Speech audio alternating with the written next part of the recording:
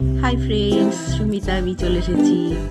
কোনো কাজ নেই তাই চুলের পেছনে পড়লাম, সুন্দর করে আঁচড়াচ্ছি। আঁচড়ানোর পর একটা ব্ল্যাক ক্লিপ আটকে দিলাম, যেমনভাবে আটকাই দিয়ে সামনে থেকে একটু লক্সটাকে টেনে বের করলাম। একটু চুলের স্টাইলটা হলো। কি করবো, কেমন লাগছে, এটা একটু বোকা বোকা হচ্ছে। ওকে, চলো টাটা।